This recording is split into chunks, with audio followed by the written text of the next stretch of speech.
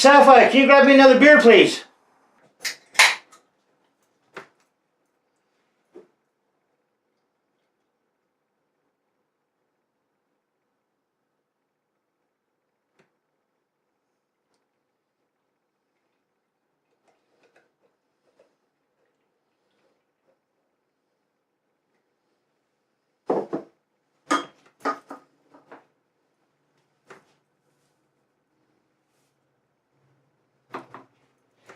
Padre e Filho e Spirito Santo. Thanks a lot, man.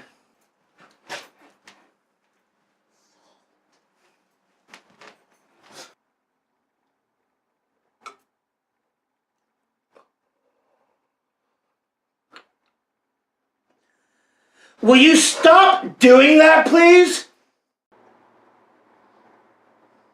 Hello, Mora.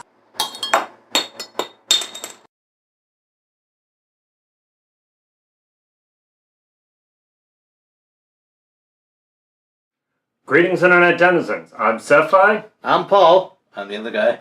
We call him Josh. Usually, but to his face. Yeah. So, and we're Gassed Up Geeks. Now, I know you're probably looking at it going, wait a minute, they aren't in their usual positions. There's a reason for that. You saw the episodes where I was getting my geek on and all about Doctor Who. Today is Halloween. So we had to do an episode of Supernatural. Moving on. I'm just going to wait for the cabbage of shame to stop. Just for that sentence. Anyhow, Doctor Who's my big geekdom, and you saw how I rambled on about it. Today, being Halloween, like I said, Sephai is the big supernatural geek on that. So, whereas usually it's my mouthpiece running off, take it away. It's all your show now. All right. God, what do I say again? Okay, guys. The show started off in 2005. The whole premise was two brothers hunting back roads, killing everything monster-like and evil, while searching for a long-missing father. They're trying to kill their family members? Sorry. Your family members, maybe. So anyway, the two brothers we're talking about, the older brother, Dean, and his younger brother, Sam. Great guys. Yeah. I'd like to, if the zombie apocalypse happens, I'm okay with them having my back. Any kind of apocalypse, I'd be like, yeah, let's go. Yeah, especially since they've got experience in it now. Yeah. It's a couple times over. Even alien apocalypse. Oh, Lord, that... Oh, yeah. Cabbage is shame just for mentioning it. Thank you, Sig. So, Dean. Dean Winchester, yeah. What a douche. I'll drink to that. Yeah. But he's our favorite douche. He is. He really is. I mean, he is tough as nails. He's been a hunter all his life, so it's all he knows. Can you see Dean in any other kind of profession? Gym teacher? I was just about to say, other than like a phys ed teacher at high school or something like that. Yeah. But you know what? He wouldn't last very long because his love of girls, especially the young girls. Get out of my mind. Yeah. Yeah. So, but... And his propensity for dodgeball. Oh, yeah. You can dodge runs, you can dodge a ball. Yeah. He's our favorite. To me, that's what I've always thought. He's my favorite douche because at the end of the day, he loves his brother. He's trying to take over for his dad. And just because he's trying doesn't mean he's good at it. But he's doing his best. And he's like a man's man, but he doesn't try to, and he doesn't come off as it, but he still is. Well, plus there's those times where he does, the single tear cry that so many of our friends just melt over. I just see him as perpetually 18. Yeah. That's just, because he's the tough, it's all about the machismo, his love of young girls, and his unabashed admission-loving alcohol and porn. But still has a heart of gold. Yeah. And hentai. Yeah, you know how I'm gonna deal? I'm gonna stuff my bio. I'm gonna drink. And I'm gonna watch some Asian cartoon porn. And act like the world's about to explode because it is. Oh, Lord, that one. No. My favorite Dean moment, Eye of the Tiger. Yeah. Like, Okay. who is it not? No, when And I the thought it was lead cool, guitar. when I was visiting some friends and I was helping introduce them to in South Carolina, and I was helping introduce them to Supernatural, I played the episode that had the Eye of the Tiger moment, and I pointed out the fact that the end credit, the episode ends, but it ended early, just so they could show the extended footage of him doing his Eye of the Tiger thing. Yeah. Yeah. And so- Yellow Fever. Yeah, and so that was my favorite. I mean, like I said, so good, they had to make space for it in the episode. Oh, yeah. That is the ultimate compliment right there. An outtake? No. We're putting that in the show. We'll make time just for that. Yeah. That's my favorite Dean moment. I would have to say probably my favorite, very closely matched up with yours. Now, the one Paul just mentioned was Season 4 episode Yellow Fever. Mine is from the Season 7 episode Slash Fiction, where they did the exact same thing. Now, during the episode, they're driving around in this POS car, and Sam turns on the radio, Air Supply, All Out of Love. All of a sudden you see Dean just sort of mouthing along with it, always cautious, keeping an eye on Sam to make sure he's not embarrassing himself. And then at the very end of the episode, like with Yellow Fever, they cut it early and they go to him full out belting All Out of Love. I'm all out of love. I'm so lost without you. I know you were right. Believing for so long. I'm all out of love. All out without you. I need you late to say that I was so wrong. And on a scale of 1 to 10, rating Jensen Ackles' singing voice, subterranean. Sorry, Jensen. Stick to acting. I'm glad you have not released an album. That's just, Supernatural soundtrack. Not true. You're good with a guitar. That's instrument playing. Yeah. And the lead guitar. Yes. Oh, yeah. Yeah. Yes. It's his best instrument. Yeah. Well, it's the 3 levels. You start off with air guitar, then you go to lead guitar, and then you actually learn guitar. And that's how it works out. Okay. Yeah. So, by the way, folks, I have a side project. Look on my own personal page. I sell air guitar strings, $5 a package. Damn, that's a good deal. I might have to take you up on that. The last ones I bought from you broke. I I know. need a refund. Yeah. Yeah. It was low quality. I got them from China. Oh, Lord. Alright, so that's Dean. What about Sam? Sam can be a little bitch, but you know what? He adds a lot to the Yeah. series. Yeah.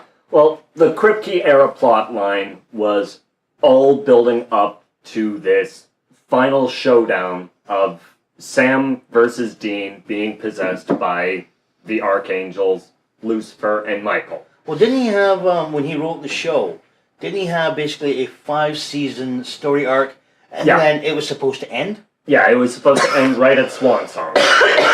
Cool. The season 5 finale. And, I mean, okay, yeah, Sam being a little whiny at times, yeah, sure, but I've always said that, he's supposed to be getting possessed by Lucifer, and in fact does. I've always thought Lucifer was a little whiny bitch, too. So, I mean, it fits in perfectly. Well, when I was having dinner with him last week... Oh, sorry, no, the show. Never mind. Fictional. I have Yeah, to we're remember- not talking your family. Okay, sorry. I lose track this way sometimes, yeah. No, but I was... Yeah, like, Sam is a little bit of a whiny bitch, I agree, but I like him in the aspect of, like, he's very intelligent, at least, because I'm always a big fan of intelligence, because it's so rare these days. So he's the one on the laptop. He does the research, so, it shows that he's not stupid. And, like, the character was basically... In the first episode, he's in university because he left the family business. Yeah, pre-law. Yeah. So it's like, very smart guy and all that stuff. But just tossing him into the world of hunting again, it was literally a case of like, the character comes across as, I've forgotten most of what I'm supposed to be doing here. Well, I mean, right in the second episode, it's him that figures out they're hunting a Wendigo while Dean is saying, "What? No, this is impossible. They're in the Minnesota woods. They're never this far west."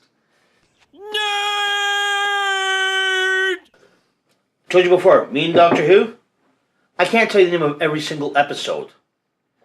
You mention a character to this guy in Supernatural, he'll tell you which episode they first appeared. For the most part. And then some.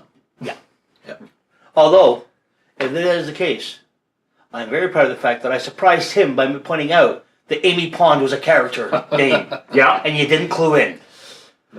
Yeah. As was said in our first episode, I am new to Doctor Who. I had not watched season 7 of Supernatural for some time, so I did not get the correlation. So we'll no, don't need to bow. We'll just pause for the cabbage of shame. moving on. But one last thing about Sammy, though. You said that Dean's got a heart of gold. Sammy is the heart of the show. Oh, yeah.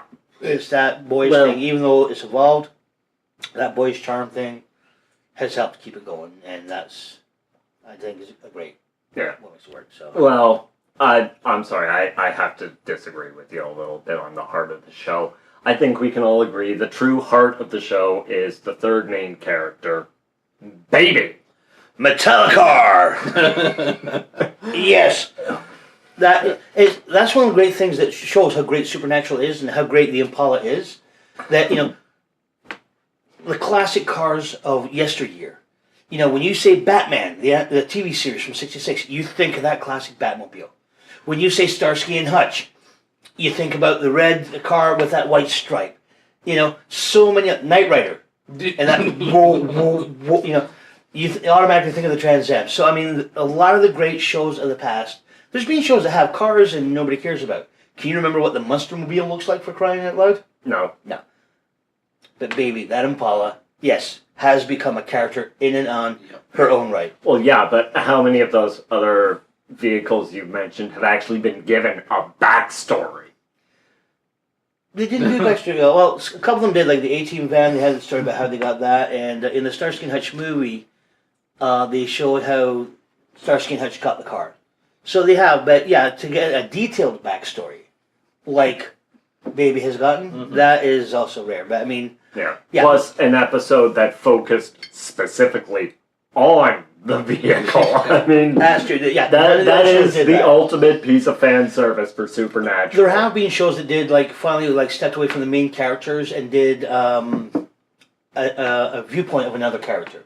The most famous one being the episode of MASH in which the camera was the eyes of a soldier wounded in action who gets sent to the MASH unit. Yeah. And so you see him dealing with, through your eyes. I remember that episode, yeah. That was to have pretty an episode, inventive. Oh, yeah, at the time especially, yeah. So to have the episode where it's Baby's viewpoint throughout the entire episode, which did do for a lot of great off-camera gags and splat and stuff like that. But I have to say there is one thing that disappointed me. When I heard they were going to do an episode from Baby's viewpoint, I was hoping with all the weird supernatural stuff, all the things that have come to life on that show, I was hoping Baby was going to come to life in one way or another. Not the one where, where the TV Land episode where Sammy was the card. Dean?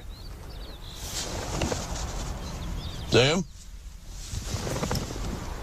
Where are you? I don't know. Oh, crap. I don't think we killed the trickster. But to changing channels. They step out the car, they're dealing with something, all of a sudden you see a glow happen over Baby. And they come back to the car, and as they're driving along, and Dean's like, I think my tires are getting a little need to be changed. And all of a sudden you hear Baby go, yeah, well, I've been driving around in them for 6 years. You're supposed to change them rotate them. So to have Baby become a character, full-fledged, for one episode. Yeah. Kind of like what they did with the TARDIS. Yes. Yeah. Yeah. That I think would be an excellent episode. Guys, you've got a couple seasons left. I know that. Please. I waive all rights, all intellectual property. I waive any fees. Do it. Don't even credit me, just so I can sit there and go, yeah. That'll make me happy. Nerd! So, as for recurring characters, Josh, what would you say was your favorite? Oh man, so many. The show definitely does have its collection. Yeah, there's 3 that stand out. Yeah. They were supposed to be one-offs or reoccurring, and they just became fan favorites that became pretty much regulars. Yeah. Like there's Cass and Crowley, man, Cass for such a dry humor character, everyone loves him. I know. I Misha- don't understand what that Misha's means. Well, you just need Metatron beaming every movie and book into your head. I call that the weekend. But yeah, no, Misha Collins played him great. Yeah. Yeah, no, he was perfect person for it. I don't know how. Just works. Little known fact, a lot of Canadians aren't actually too thrilled with Misha Collins because he played serial killer Paul Bernardo in a movie. Whoa. Yeah. And Oh, so damn. dyed his hair blonde and all that stuff. And Carla Homolka was played by Laurie Pepron from that 70s show. That's why the last couple of seasons, her hair was blonde. She dyed it blonde for playing the part of Carla. But considering how much he's played Cass and how much fun we've had with him, fellow Canadians, I say we forgive him. He was just playing a role, not actually taking over. That's it. Yeah. But yeah, Cass, oh man, yeah. My favorite Cass line? I found a liquor store. And? I drank it! It's like almost everybody I know is like, that's Paul right there. Yeah. It's like, yeah. I'm not an alcoholic. They go to meetings. I'm just a gassed up geek. Wait. So you're not taken over by a demon, but an angel? How does that work? Doesn't work with me. Lucifer's an angel. He was at one point. In Good Omens, there's a character called Crowley. He's not a fallen angel. He's just one that slowly sauntered downwards because he hung around with our long. So like us. Yes. Yeah. Which one of us is the bad influence again? It's tough to tell some days. Yeah. That's true. Anyway, moving on. Yeah, speaking Covered of, Castiel. What about Crowley? yeah, speaking of Crowley, but obviously a different one. Mark A. Shepard as Crowley is quite possibly one of the best character creations of all time. And you would be hard pressed to find another actor who could pull it off so brilliantly. That's why I think he's become such a fan favorite. Yeah. You know, two things for me come to mind with Crowley. Did you have to use tongue? 38 years I've been an actor, and on my tombstone it's going to say he got kissed by Mark Shepard.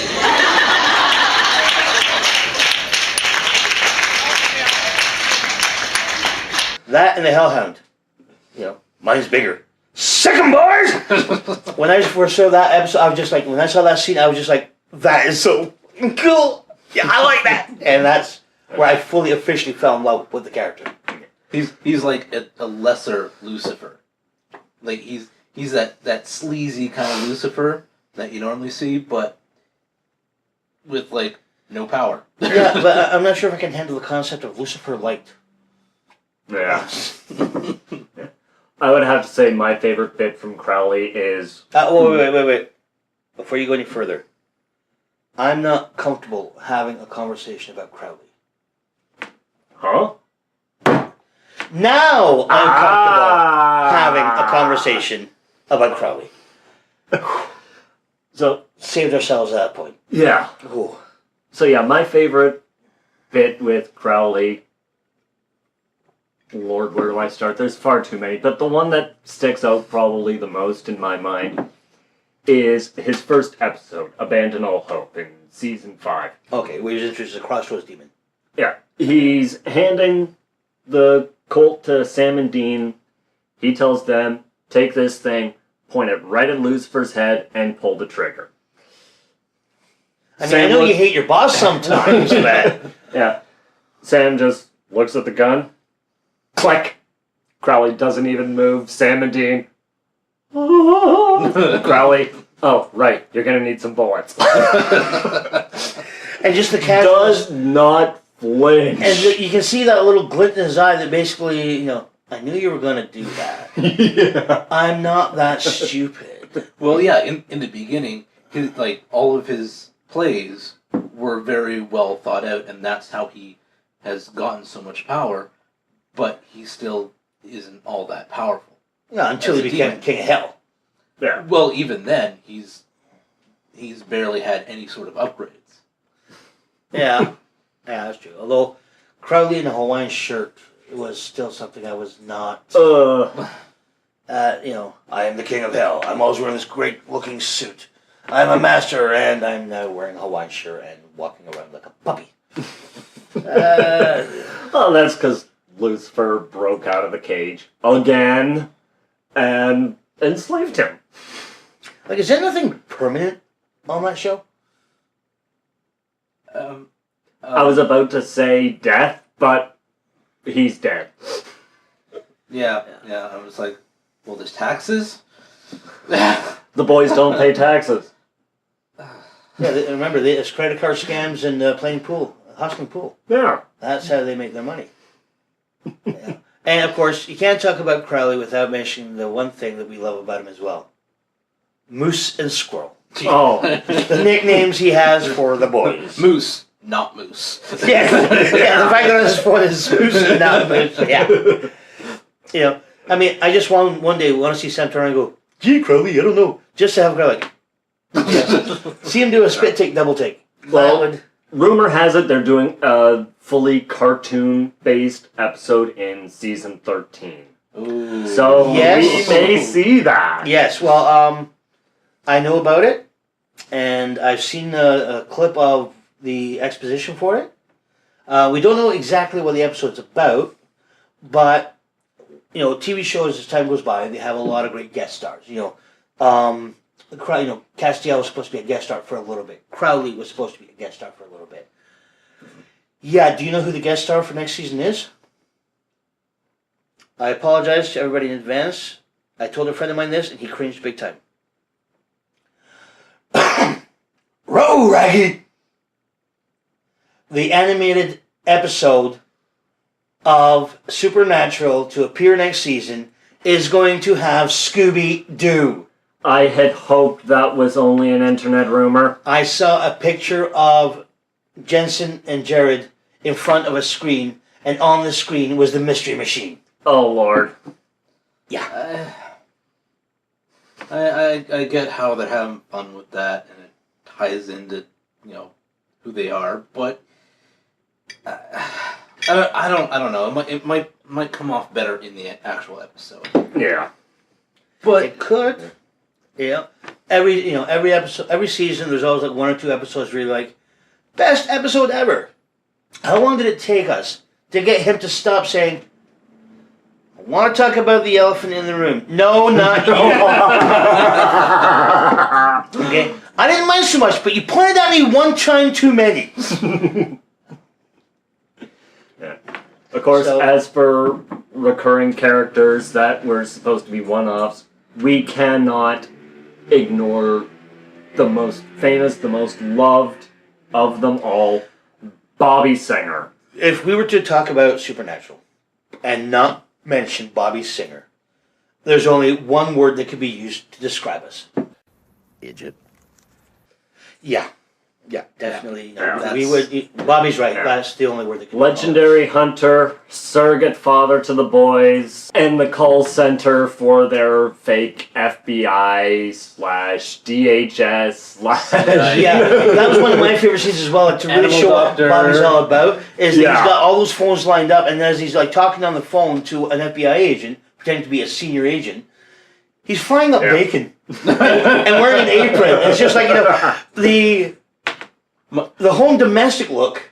Well, of course, you think I'd be sending guys out there if I didn't, acting like a tough ass boss while wearing an apron. I love when he you have that gag set up for like 2 or 3 times, and then it's like, yeah, director of the CIA, Bobby.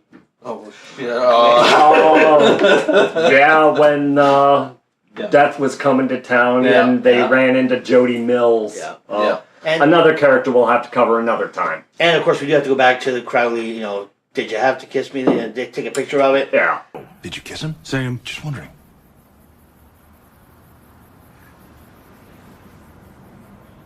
No!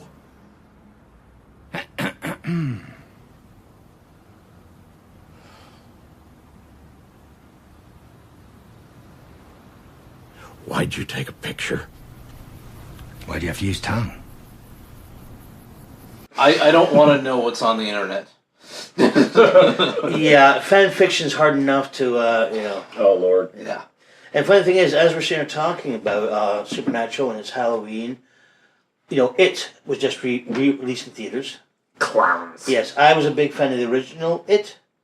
They had all the characters, an adult version and a young version. The young version of the character Beverly Marsh, where the older version was Annette O'Toole. Yeah, that young girl played Becky, the super fan on Supernatural. Why am I not wearing any pants? They're very constricting. Oh, and you're so firm. And you're not what I was expecting. Of course, mentioning Bobby, I think any fan is going to say he got the best possible send-off. A full episode covering his, at least for the time being, demise. Yeah, I was going to say, spoilers, Bobby's dead. But again, is Anthony... Yeah, that's... Spoilers, Bobby's dead. Oh, it's 5 minutes later. Never mind. 5 minutes later. Sorry. Yeah, I'll admit, when he finally came out of that coma, looked at the boys, said, "Idjits," one last time, and succumbed to a bullet wound to the head, I was screaming. Yeah, I may have had an attack of the feels at that moment. But again, it's like, sometimes they have to stay dead. I hope Bobby is one of the ones I hope doesn't. He has been back a couple times. Yeah, but it's like, Buffy the Vampire Slayer, when they would, like every TV show breaks the fourth wall every now and then. And one episode, it's like, Dawn's being kidnapped, it must be Tuesday. Joking about the fact that the show aired on Tuesday nights. Actually, they did that once. Yeah, that's what I just said. I'm talking about when they did it. Okay, yeah. Yeah, not saying, did they do it? Yeah, doing the rewatch, I see how many times they just go, must be Thursday. Yeah. The boys could never get the hang of Thursday. So, but I gotta ask you this though. Yep. What's your favorite episode? Oh, jeez. Like, there's been a lot of great ones. I love the Trickster ones. If you had to boil it down to your favorite scene of all time on Supernatural, what would you say? I would have to say it was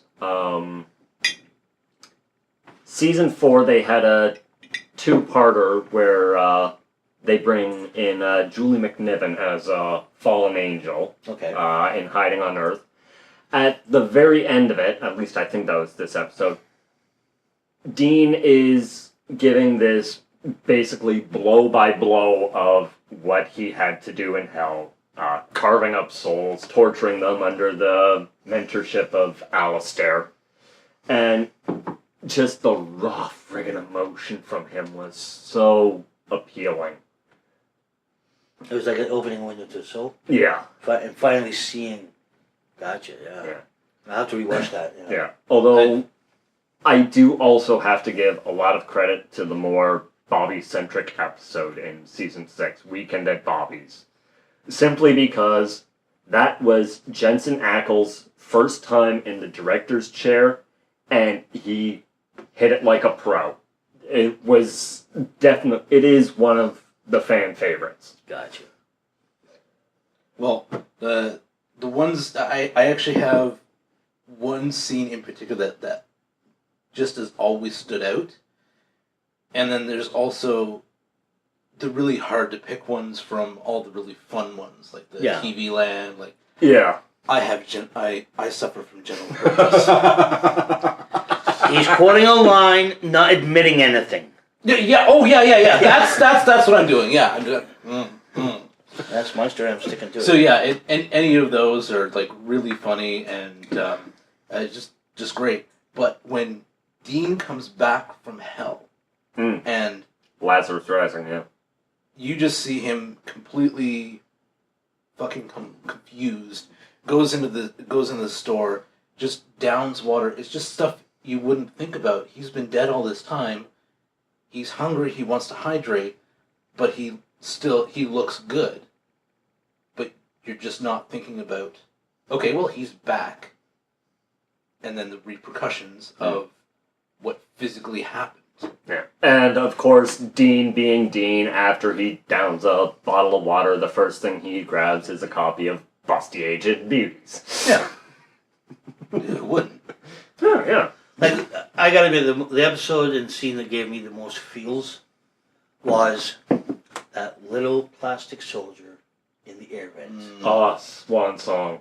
That was just, watching it, like doing the whole play up and lead in and showing them as kids and what led up to it, and then, taking it out. Yeah. That was, I was sitting there going, I was whimpering a little. Personally, I found that episode to be a little anticlimactic. I mean, here we are expecting this massive battle royale that's going to torch half the planet. For me, it's the scene. Yeah. I mean, you can have, with all the books I read and all that stuff as well, you can have one scene that just takes over the whole damn thing and makes the rest of it pretty much forgettable. Yeah. And for me, that little soldier in the baby's air vent was my big, the feels moment. Yeah. But if I had to pick my favorite, especially in regards to funniest, I mean, like any episode with the trickster gave me the giggles. Yeah.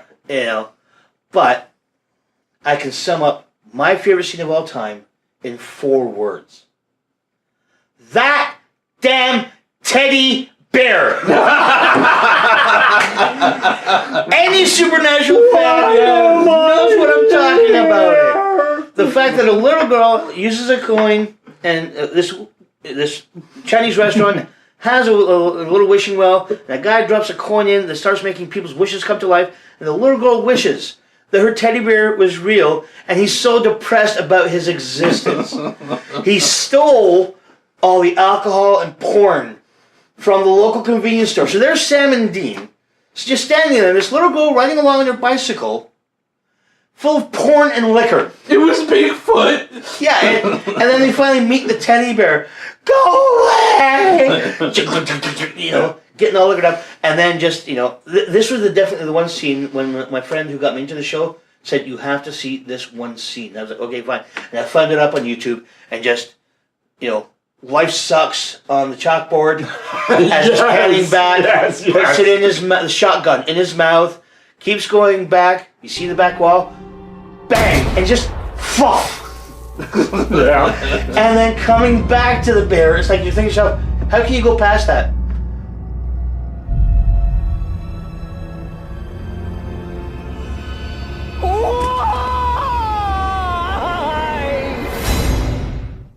I was just like, oh, that was one of, if not the funniest moments I've ever seen. Like, I used to be a couch potato, and that would be definitely my top 5, if not top 10, top 5 list of funniest moments I've ever seen on television.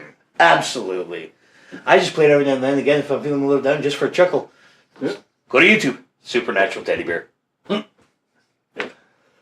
So, we've covered major characters, we've covered recurring characters. Obviously, the show is going into its 13th season. There is a hell of a lot of material still to cover. No pun intended.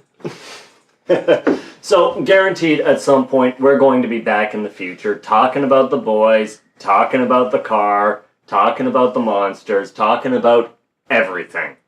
What do you want to see in that episode? Put it in the comments below. So, in the meantime, I'm Sephai. Game long and prosper. I'm Josh. Have fun. I'm Paul. I lost. Bitch! Fuck, I quit. No, I cannot work like this. I'm calling my agent. Oh, sort of caught me at a bad time. But make sure you also follow us on Facebook and Twitter. We have some pretty good stuff there. Excuse me.